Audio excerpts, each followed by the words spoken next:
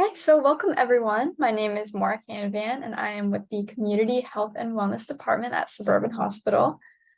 Today we are here to discuss mindfulness of the body with Dr. Avani Prabhakar.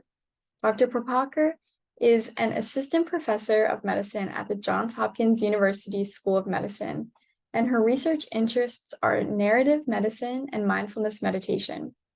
We will have time for questions at the end, so please feel free to send them in the Q&A box as they arise, and then we will get to them after the meditation session. And also at the end of this webinar, I will send out an evaluation, so please click the link and fill it out, as we love to hear your feedback so we can continue putting on great programming.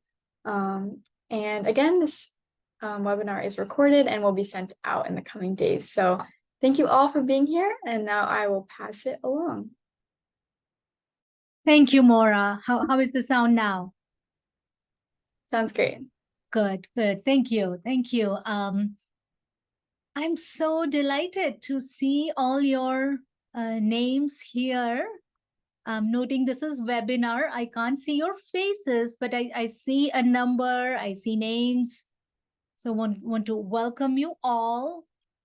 I'm a certified mindfulness teacher, and it is my a privilege to be here today, and I truly appreciate Maura inviting me. Welcome Alex, welcome Ambika, welcome Arlene, welcome Betty, welcome Cheryl, welcome David, welcome Debbie, welcome Donna, welcome Harry, welcome Joanne, welcome Kathleen, welcome Kimberly, welcome Mary, welcome Marlene, welcome Michael, welcome Pat, welcome Roselle, welcome Stacy, and I apologize if I may have missed your name or mispronounced. And I'm what I want to do in our time together is speak about what is mindfulness and my journey to mindfulness. And then I want to offer guided practice and then leave some time for questions if they may arise towards the end. So mindfulness meditation, as researcher John Kabat-Zinn defines, is awareness cultivated by paying attention in a sustained and particular way, on purpose, in the present moment, and non-judgmentally. In the present moment, on purpose, and non-judgmentally. It is one of the form of many meditations. The roots of mindfulness meditations come from Asian traditions of Buddhism.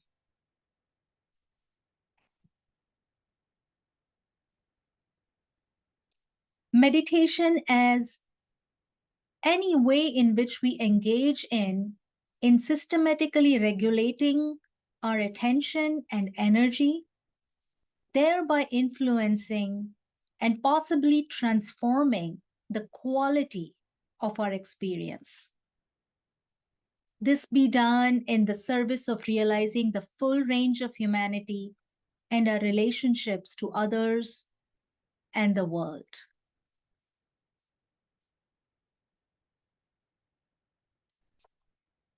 Another way to define mindfulness is remembering. Mindfulness comes from a word, Sanskrit word, called smriti. Smriti means remembering.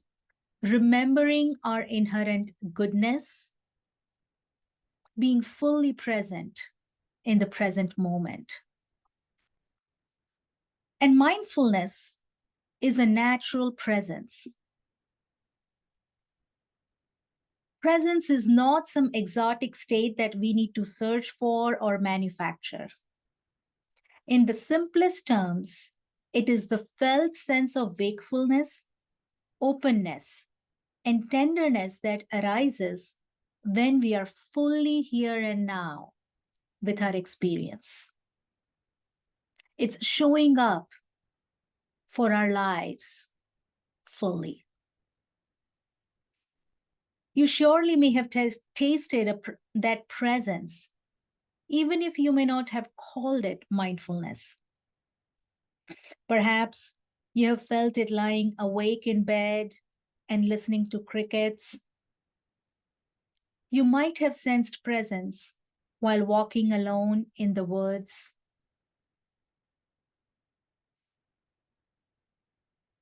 You might have arrived in full presence as you witnessed someone dying or being born.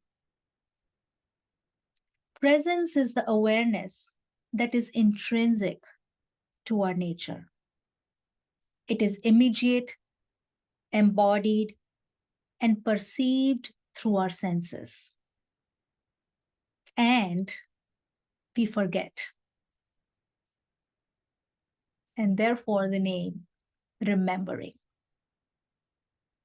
Mindfulness is not a state that we attain at some point in future where we will be enlightened and mindful forever. It is accessible right here, right now, in this moment.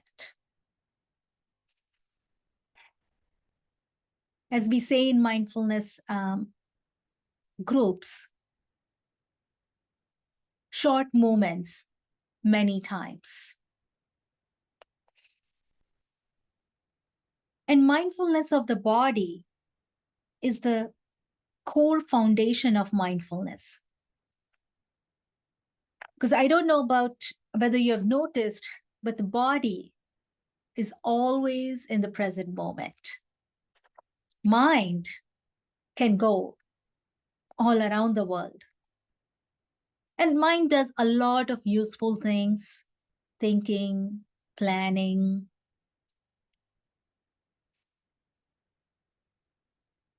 And it can make us forget the beauty and preciousness of the present moment. We can train our mind and hearts to be in the present moment, to fully experience preciousness of this life, which includes 10,000 joys and 10,000 sorrows of human condition. And the intention is not to escape the sorrows or hold on to joys. It is to wholeheartedly attend to our life experiences, which includes opening of the heart and closing of the heart.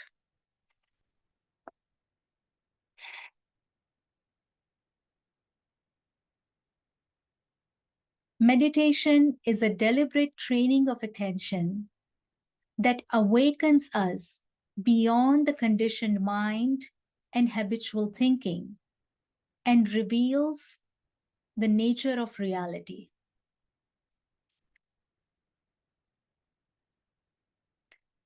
Another way of saying mindfulness is clearly seeing. When we are aware of our internal experiences, we can clearly see the external experiences. And we can be awake to the natural conditions of the heart. If there is suffering, heart is naturally compassionate to relieve the suffering. If there is joy, heart is naturally inclined to experience the joy.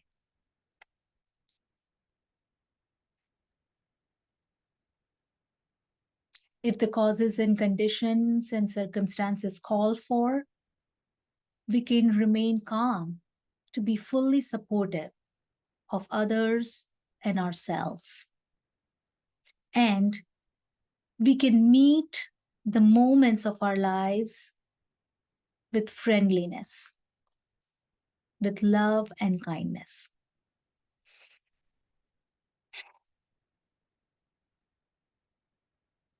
And as we practice this, insights can naturally arise to give us wisdom how to meet moments of our lives.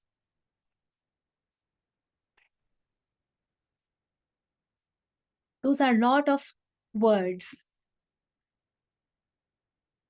And mindfulness is an experiential practice. So let us move into the practice. So what we are going to do is I'm going to guide you to a brief movement practice followed by a stationary practice.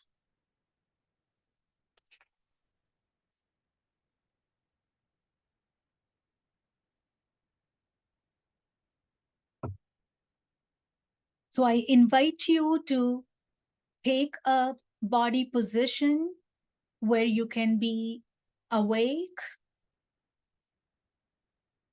and comfortable. I'll be demonstrating these movements in a sitting position, but you are welcome to stand up if that's what is called for to energize you. You can choose to lay down if that is what your body is calling for, or any position that is accessible to your body for next 2-3 minutes of movement, followed by about 10-15 minutes of stationary practice.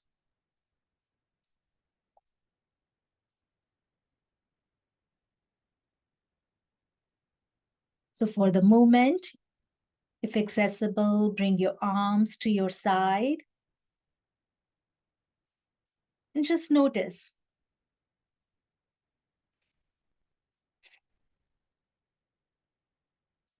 Bring your attention to your breathing.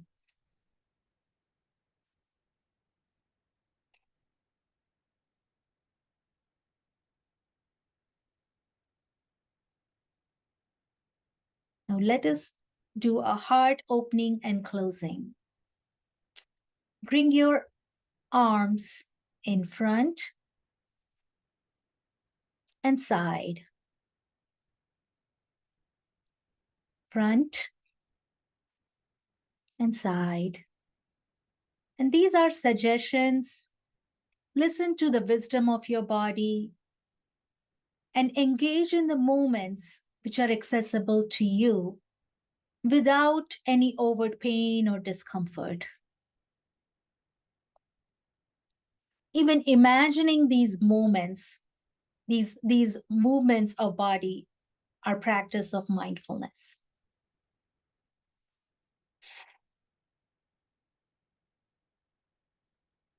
Let us coordinate with breathing. Breathing out, breathing in, out, breathing in, breathing out, breathing in.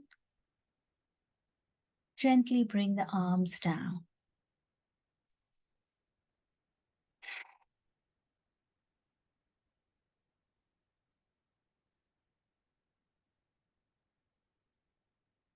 Perhaps you may be noticing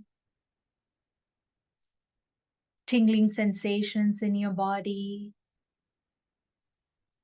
Awareness of breath may have shifted.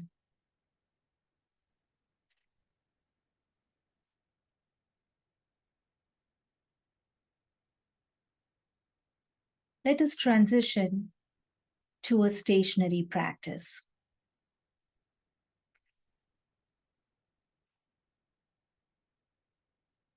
You can continue in the body position that you may have chosen, sitting, standing, or laying down. Or you may choose to make an adjustment based on what you observed in your body, which would be most friendly.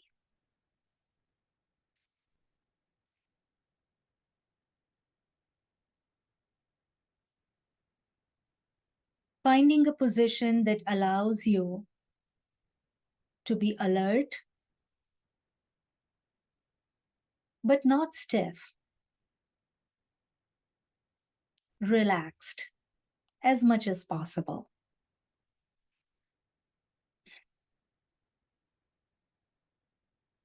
You may choose to close your eyes or a gentle downward gaze.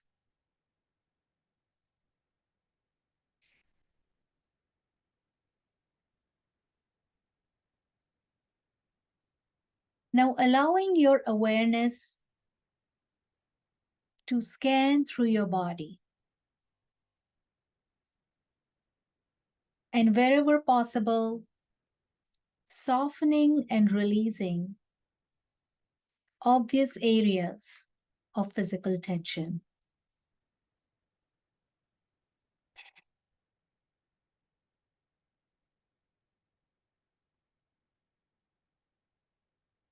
You might take a few very full breaths.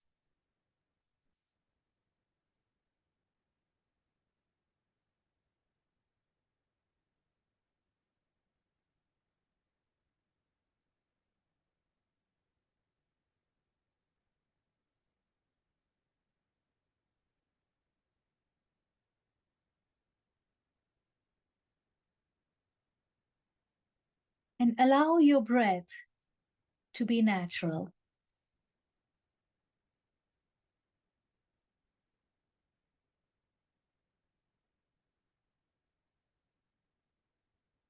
Bringing your attention to where you most easily feel breath. Or perhaps where it's most pleasurable.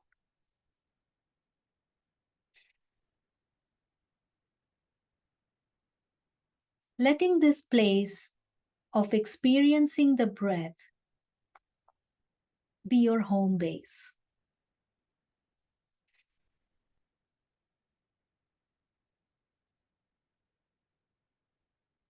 An anchor to the present moment.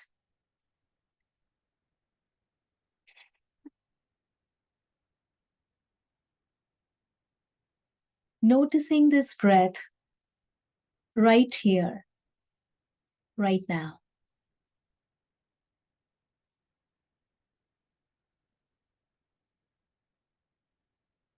If the breath is not a good home base for you, you might instead anchor your attention in the sensations in your hands or the sensations of your body in contact with the ground.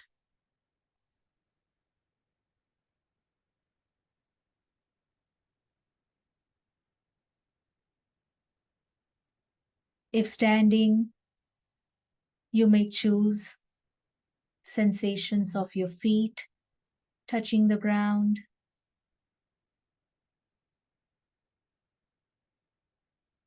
If sitting,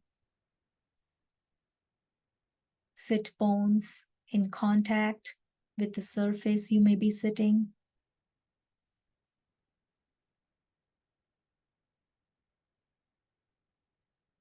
If laying down, you may choose your back of your body, back of your legs touching the ground.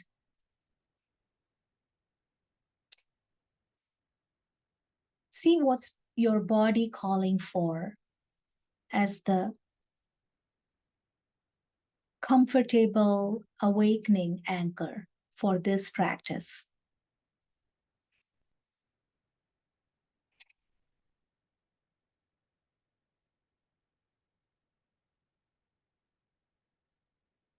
Now, with a relaxed, interested attention, discovering what the sensations of breath or your chosen anchor feel like moment to moment.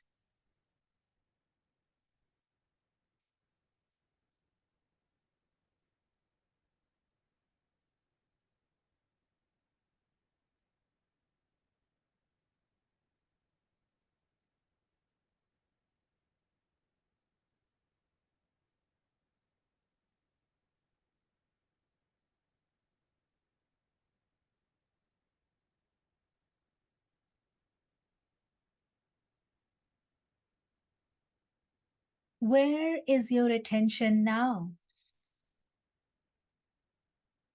Each time you notice that your mind has wandered off, that is a moment of mindfulness. Take a delight in the practice of mindfulness.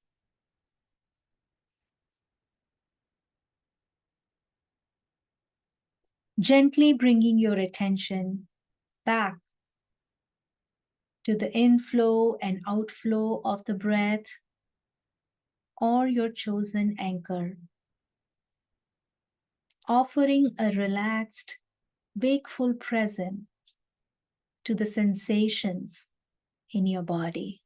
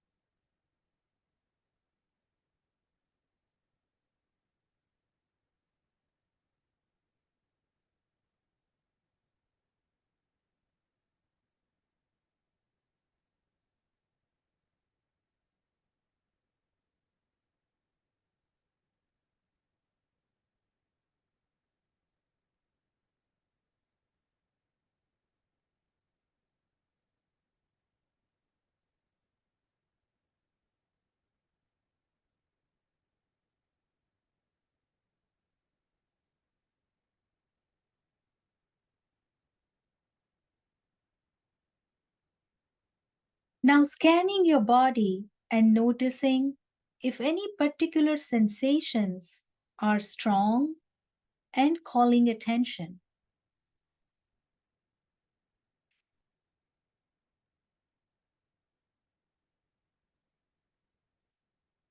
If you do notice particular sensations are strong and calling your attention,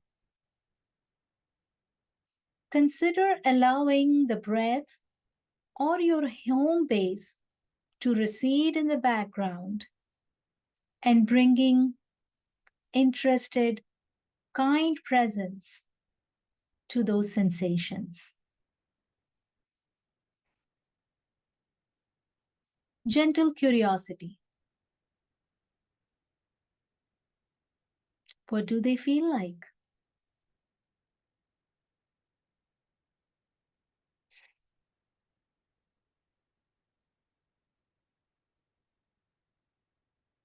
You might be aware of heat or chills, tingling, aching, twisting, stabbing, vibrating. With a soft, open awareness, feeling the sensations as they are. Noticing, are they pleasant, unpleasant?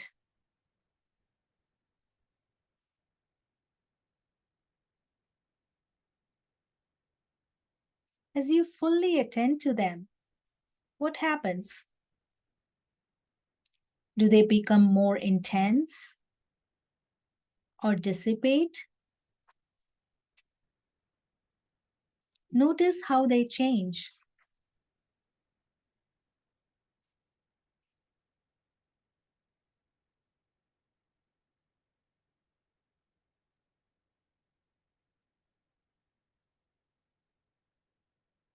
When the sensations are no longer a strong experience, returning to mindfulness of breathing or your chosen anchor.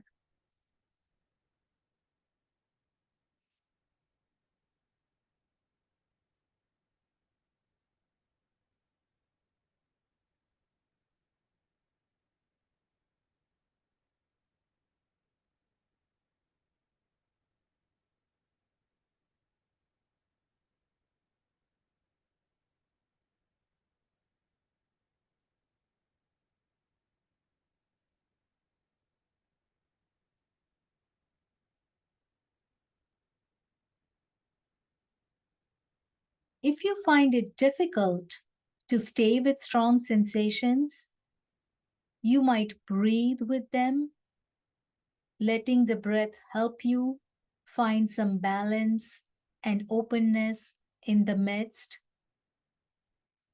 It can also be helpful to name the sensations, seeing if there is a word that describes your experience. Tightness, ache, heat, pressure. There is no need to strain or run through a mental list to find the right word.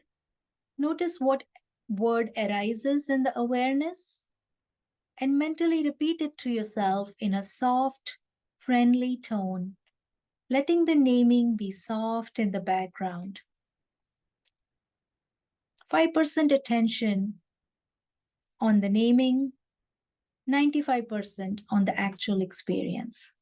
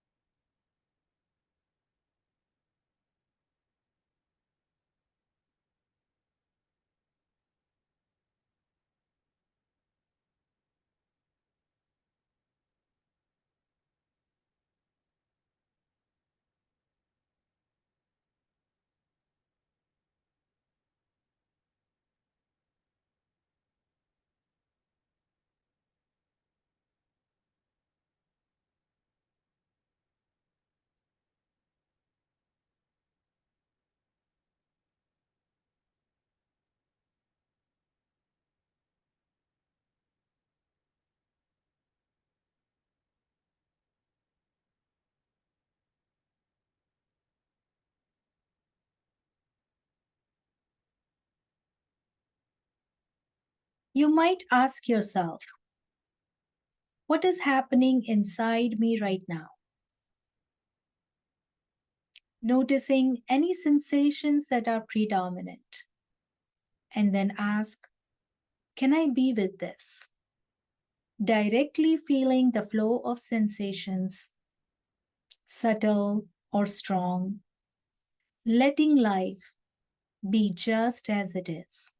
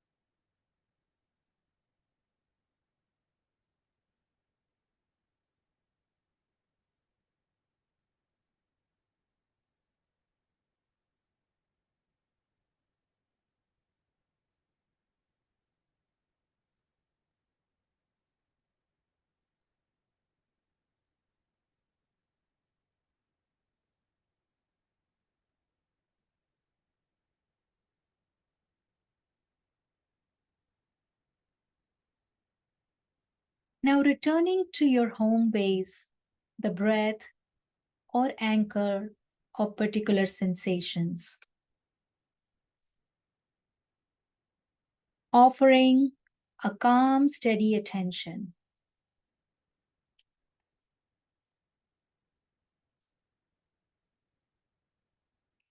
If during the last few minutes of this meditation, strong sensations call your attention, letting your primary anchor recede and bringing a full attention again to what is arising, naming what you notice, offering your presence.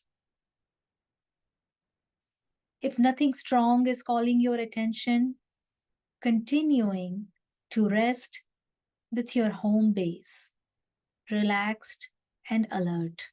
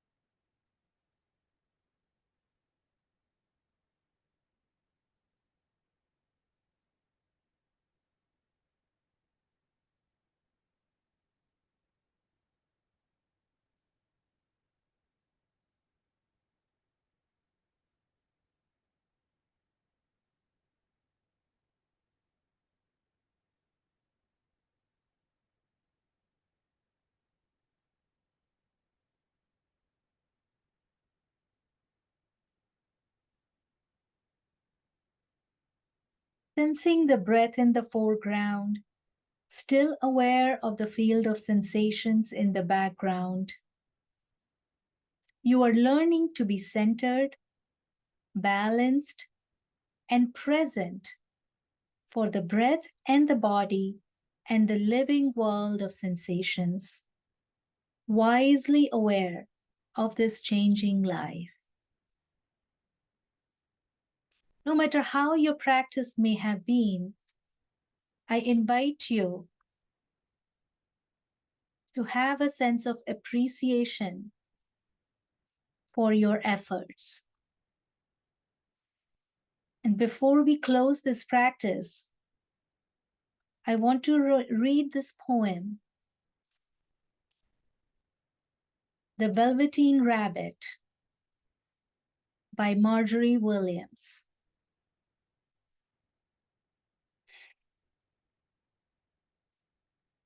What is real?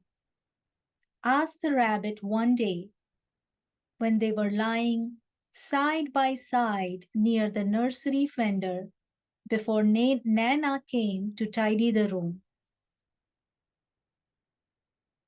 Does it mean having things that buzz inside you and a stick-out handle? Rabbit asked Skin Horse.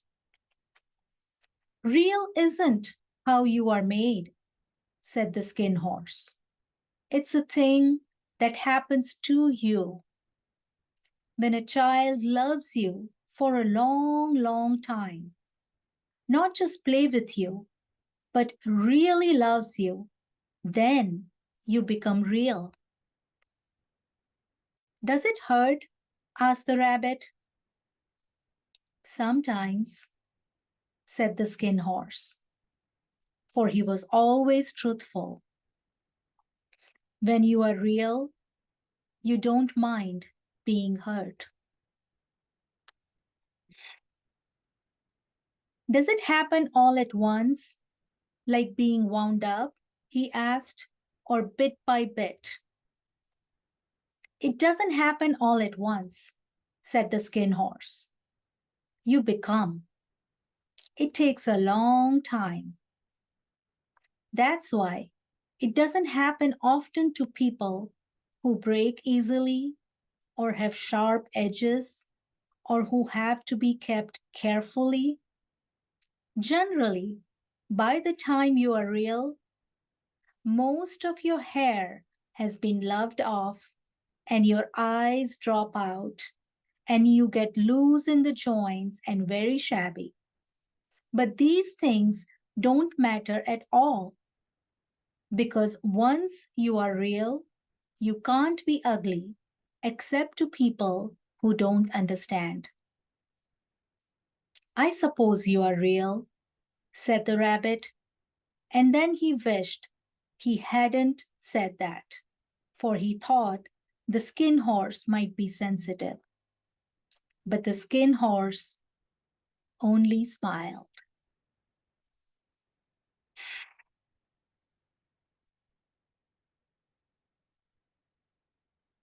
Allowing these words to dissolve,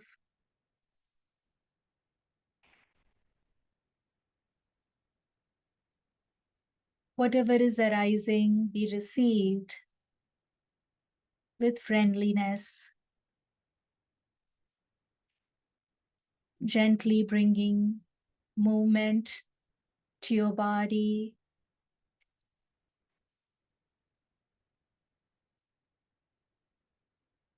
You may choose to make major adjustments,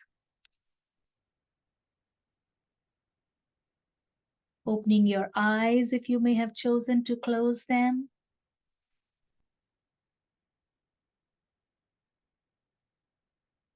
And returning to this group space. Thank you, friends, for this practice.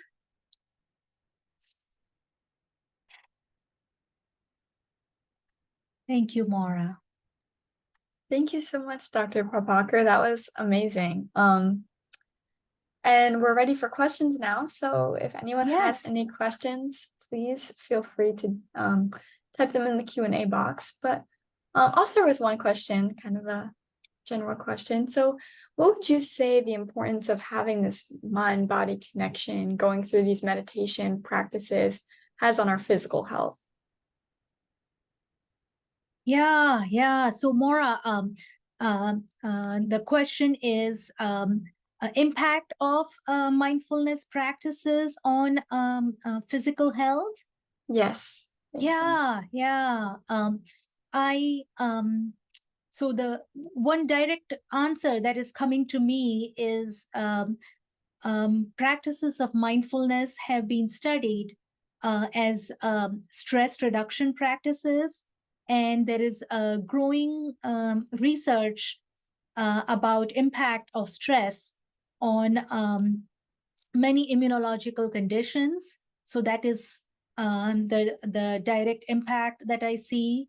I also want to offer another, that when you practice mindfulness, you may be more aware of your physical needs and be able to participate in the treatments that you may choose to pursue with more of an agency about your choice. Yeah. Absolutely. Thank you. And so how often would you recommend kind of we go through that meditation? Yeah. Start where you are. Start where you are. And I'll be curious to hear from attendees as to if they already have established mindfulness practices and how they engage in these practices, if they are already doing the practice. If you are new to mindfulness practice, a wise thing could be to find a partner or a group.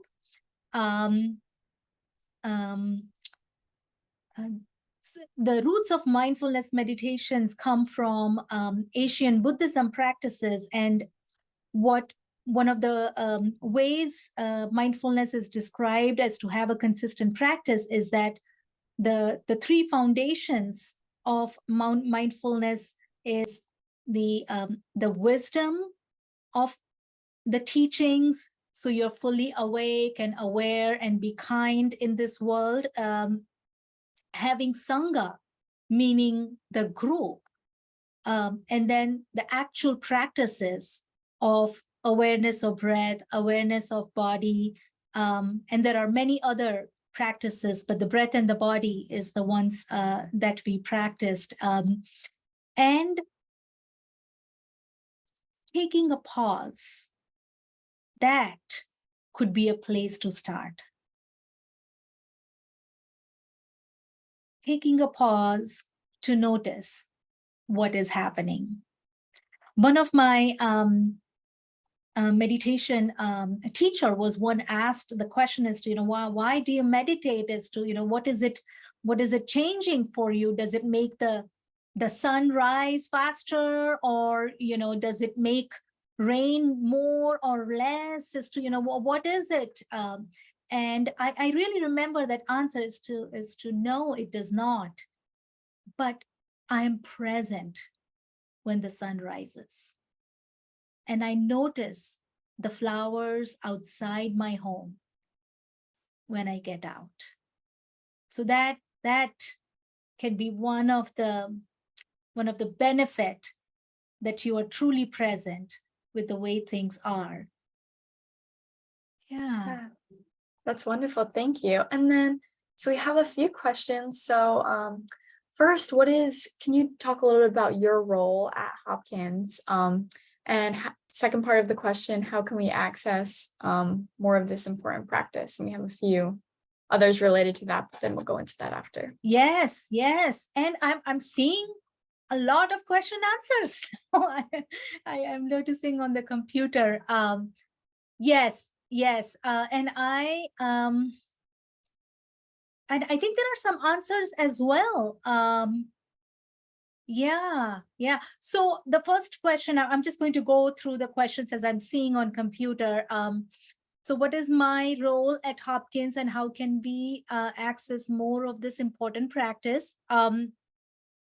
So my role, I'm a clinician. I practice palliative medicine in inpatient setting at Johns Hopkins Hospital. I do offer periodically these mindfulness sessions. And I have other mindfulness teachers who offer mindfulness practices to employees. And I'm sure, Maura, you may be aware of Healthy at Hopkins. There is a Monday mindfulness session. I also know that there is a Calm app that is accessible to employees, but I'm not sure if such access is to our attendees, who are many are not employees, Maura. Right. Yes. They're in the community. Yes. Now, if I have to offer a resource from outside, I myself am engaged in many offerings by Sounds True. There are many free offerings of structured courses you may choose to explore if that is of interest to you. I'm also seeing that Betty has shared a resource that there is a stress reduction meditation class, and that is wonderful. So that is your answer right there. The question, is this related to yoga? Yeah. It's I would have liked a dialogue on this. And so one answer is that yoga is a movement practice. It also has stationary practice, and many of the mindfulness teachers do come from a yoga practice. But I think yoga is commonly seen as a practice of its own. Yeah. Can I listen to recording again? I think Maura has the answer to that. Yes, I Is will there be a sending preferable? Yes, and the question, is there a preferable time of the day to practice? Practice when you can. I don't think there is a prescribed way, and it is helpful to explore and experiment what time the practice works for you. Many people find it helpful to set up a calendar. I myself have my meditation practice calendar. I also practice with my spiritual friends on a regular basis. On Wednesday mornings, I have a spiritual friends group of other mindfulness teachers that I practice. I also have online community that I practice with. And having things set on a calendar and then showing up and non-judgmentally practicing can be a very wise way to continue practice. And three most important words in mindfulness meditations are simply begin again. Over and over again. So if you start a practice, and if you causes and condition lead to you not being able to have a consistent practice, no judgments, begin again. There are benefits to the practices, regardless of what stage of life you are in, what age you are in. There are tremendous benefits to mindfulness practices. Yeah, are there established groups associated? I don't know whether Suburban or Hopkins has established a group. I don't know for employees there is one, but I don't know if there are other groups. I don't know if Maura is aware if Suburban has any groups. Also, there is Insight Meditation Center for Washington. Yes. Actually, one of my teacher, Tara Brock, is one of the co-founder of Insight Meditation Teacher of Washington. And I know she's one of the rock stars in mindfulness meditation. Her podcast, I would recommend for you to explore. There are many meditation guided practices there. I have a meditation buddy and we meditate using Calm. Wonderful, wonderful, wonderful, Stacy. That is a very, very good practice. So is this part of Buddhism? So answer is the origin of mindfulness practices are rooted in Asian Buddhist tradition. And you do not need to be a Buddhist as in religious practices to learn these practices or benefit from these practices. And these mindfulness practices have also been scientifically studied to see the benefits of stress reduction. And one of the really cool things about neuroscience is it actually has shown to reduce the size of our amygdala, the one that causes us to have high reactivity and put us in fight, flight, and freeze when we don't necessarily need to go there. And it increases the size of our prefrontal cortex, which is more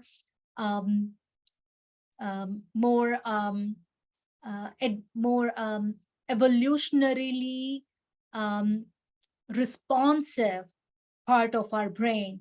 And you surely want a slightly bigger prefrontal cortex. That would be a beneficial thing. And then I think Stacy is sharing that there is another online group on Wednesday. There is a online group for via cancer center. So I truly appreciate Stacy. It seems like a wonderful resource for others to explore. Yeah. Yeah, I think I spoke a lot. I know, Maura, do you want to add any specific clarification questions?